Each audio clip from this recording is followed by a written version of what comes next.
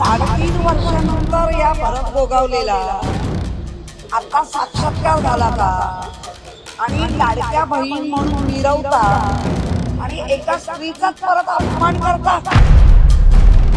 उद्धव ठाकरेंच्या शिवसेनेच्या किशोरी पेडणेकर यांनी भरत गोगावले यांचा समाचार घेत अनेक सवाल विचारले आहेत। उद्धव ठाकरेंची शिवसेना गोगावलेंविरोधात एवढी आक्रमक होण्याचं कारण म्हणजे गोगावलेंनी थेट रश्मी उद्धव ठाकरे यांचं नाव घेत गंभीर आरोप केले आहेत। रश्मी ठाकरे यांच्या वारंवार होणाऱ्या हस्तक्षेपामुळेच शिवसेनेचे तुकडे झाले असा आरोप गोगावले यांनी केला होता। एका न्यूज चॅनलला दिलेल्या मुलाखतीमध्ये गोगावले यांनी काय म्हटलंय ते पहा। बाळासाहेब ठाकरे यांच्या निधनानंतर सुरू झालेला कारभार आम्हाला पटला नाही। महिलांनी किती हस्तक्षेप करावा याला मर्यादा असते। त्यावेळी एकनाथ शिंदेंना मुख्यमंत्रीपद दिलं असतं तर आज वेगळं चित्र दिसलं असतं। आदित्य ठाकरेंना पण मंत्रिपद दिलं ते अनेकांना आवडलं नाही। उद्धव ठाकरेंच्या मनात काही विचार आला तरी नंतर तो बदलायचा। ठाकरेंकडे आमदारांनाच एंट्री नव्हती तर कार्यकर्त्यांना भेट कशी मिळणार हे दिसत होतं। या सगळ्यांमागे वहिनी आणि त्यांचे नातेवाईक होते। इच्छा असूनही उद्धव ठाकरे काही करू शकत नव्हते हे आम्हाला दिसलं असं सांगत या सगळ्यामुळे शिवसेनेत उठाव झाला असा आरोप भरत गोगावले यांनी केला होता।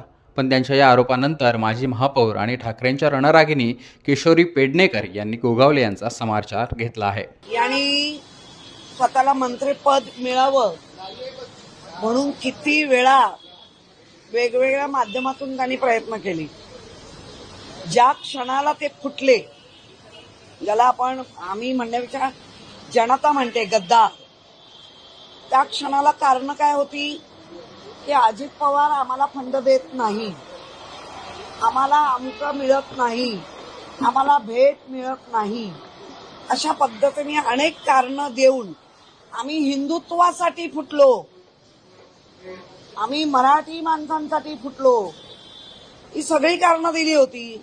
3.5 वर्षानंतर या भरत गोगावलेला आता साक्षात्कार झाला का आणि लाडक्या बहीण म्हणून मिरवता आणि एका स्त्रीचाच परत अपमान करता का? तर त्या ज्या आमच्या रश्मी वहिनी आहेत, त्या बाळासाहेबांच्या सुनबाई आहेत, उद्धवजींच्या पत्नी आहेत आणि आदित्याची आई आहे, ही नाती त्यांच्याबरोबर असणं हा काय दोष आहे का? ज्या घरामध्ये तुम्ही उठबस करत होता, ज्या घरामध्ये 4 वेळा तू निवडून आलास शिवसेनेच्या नावावर, तुला ती संधी प्राप्त करून दिली, त्या संधीचे उपकाराच्या तर लांबच अपकाराने फेडताय। मला तर डायरेक्ट असं वाटतं की पाडग्यांमधला निष्ठावंत कोण? तर गोगावले। असं देखील म्हणतात राज ठाकरे उद्धव ठाकरे अगोदरच एकत्र आले असते, परंतु रश्मी ठाकरेंमुळे ते एकत्र येत नाहीये, त्यांच्यामध्ये आता ठाकरे घराण्यातल्या सगळ्यांवर आरोप करून संपले, शेवटी अवकातीवर आले। महिलांचा कसा अपमान करायचा, एक स्त्रीचा अपमान, एका नात्यात गुंतलेल्या एक म्हणून अपमान, हा सरळ सरळ भेट तुम्हाला आम्ही दाखवतो। अपमान करतात आहे। नारायण राणे शिवसेनेत येणार होते, छगन भुजबळ शिवसेनेत येणार होते, परंतु ते शिवसेनेत न येता दुसऱ्या पक्षांमध्ये गेले। अहो, मुळामध्ये एवढं सगळं बोलायला आता कसं आठवलं? कुठली चाय पिऊन बसले होते?